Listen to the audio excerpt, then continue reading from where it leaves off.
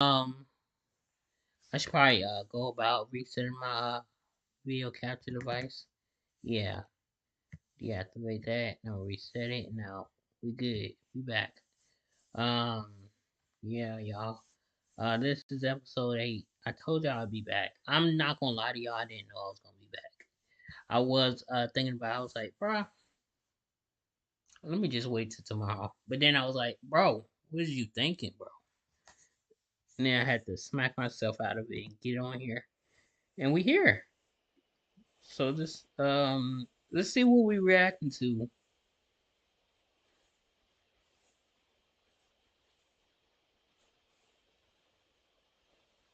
Um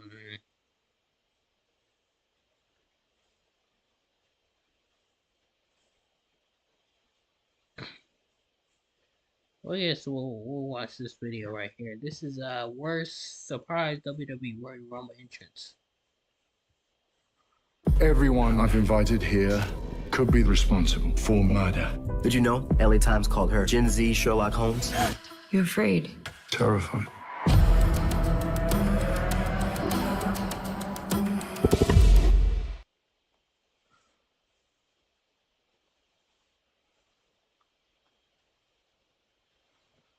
Sell to your customers anywhere with Shopify, the commerce platform designed for entrepreneurs.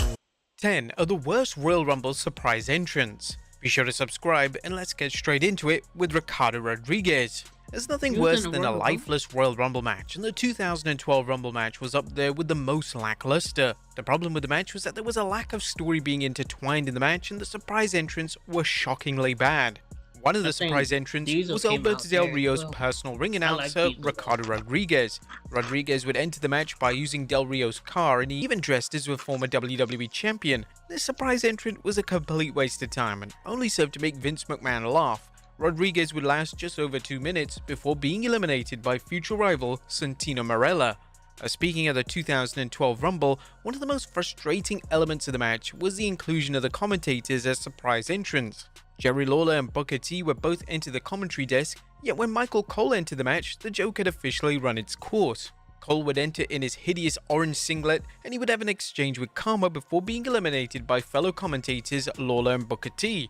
WWE had clearly run out of compelling ideas when it came to the 2012 Rumble, which was a shame as they had a talented roster and could have easily contacted a select number of legends to cameo in the annual matchup.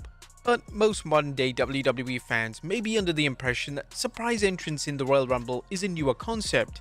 Yet in the year 2000, during the height of the Attitude Era, WWE was still booking surprise entrants for the popular match. The 2000 Royal Rumble took place at Madison Square Garden, and for the most part it was a well-received Rumble, yet the presentation of surprise entrant Bob Backlund left a lot to be desired. When Backlund entered the match, the crowd initially popped, yet the pop quickly turned into confusion, and JR and Jerry Lawler on commentary were basically making out that this once credible former champion was now a novelty act. Backlund would last an underwhelming 2 minutes before he was thrown out by Chris Jericho. But if the WWE brings a legend in for a Royal Rumble matchup, it's important that they treat them with an amount of respect. When WWE decided to make The Godfather a surprise entrant in the 2013 Rumble, WWE treated the popular star as a complete afterthought. When The Godfather's music hit, he received a great response, which was wonderful to see, as a lot of fans in the attendance may not have been overly familiar with Godfather's work. Unfortunately, his run in the match would just last 5 seconds. Yeah, that's right, 5 seconds before he was eliminated by Dolph Ziggler. On paper, the idea of The Godfather being a surprise entrant was an exciting one, yet WWE unfortunately completely mishandled the execution of the big surprise.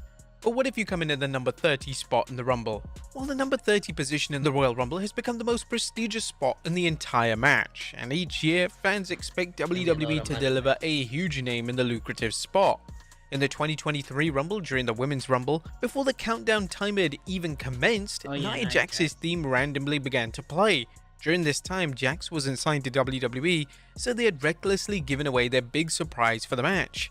Fans were completely let down by Jax's surprise return, as Jax didn't have the best reputation among fans, and fans expected WWE to go all out with the number 30 spot. Jax's return would eventually lead to a full-time return later in the calendar year, which has been booked quite well by Triple H, and it's evident that Jax has put in considerable effort to improve in the ring. Nevertheless, this doesn't take away from the initial disappointment of a Rumble return. Still, you want a bad Rumble? Well, the 2022 Men's Royal Rumble received overwhelmingly negative reviews from fans. The match was poorly booked, and the eventual winner of the match was the laziest and most underwhelming option possible. Brock Lesnar had lost his WWE title earlier in the show, and Lesnar decided to enter the Rumble match, and naturally, he went on to win the entire damn thing. This was hugely disappointing, as WWE devoted so many huge wins to Lesnar, and he without question never really needed another Rumble victory. WWE's master plan was to deliver a title versus title unification match at WrestleMania between Lesnar and Reigns, and this wasn't something our fans were pushing for. The 2022 Rumble was yet another indicator that Vince McMahon had completely lost touch with what fans really wanted to see. But let's go back a bit to the 2018 Rumble, as Dolph Ziggler's character arc between 2017 to 2018 was a complete mess. When Ziggler won the US title in late 2017, he declared that fans didn't appreciate him, so he placed the title in the ring and left. At the 2018 Rumble, Ziggler dramatically returned in the number 30 spot to the utter confusion of the fans. Ziggler's character arc made no sense, and it didn't help that Ziggler's return had leaked online hours before. Ziggler wasn't the surprise return fans wanted, and his 2018 Rumble stint would be short-lived, as he would last just 2 minutes before Finn Balor eliminated him. Ziggler's surprise return could have worked if his storyline was remotely engaging, yet WWE had done such. You want to be great? You need to sacrifice. Sam Spade. What a tough guy you once were. Such a poor job with Ziggler's character that fans simply did not care. Thankfully, Ziggler's return aside, it didn't take away from the magic of the 2018 Rumble, as the Rumble is often considered to be one of, if not the greatest Rumble of the past decade. One that wasn't so great was Roman Reigns in the 2017 Rumble, as it's always received a mixed response when WWE books a wrestler that already had a world title match on the show. In 2017, Roman Reigns had been defeated by Kevin Owens earlier in the show, and despite this match being for the world title, Reigns was somehow eligible to enter the Rumble match. He would enter the match in number 30, and the fans were furious. The fans had already seen Reigns have a match on the show, and they had zero interest in seeing Reigns yet again. The fans heavily booed everything Reigns did, and the reason for his inclusion in the match was to set up his WrestleMania match with The Undertaker.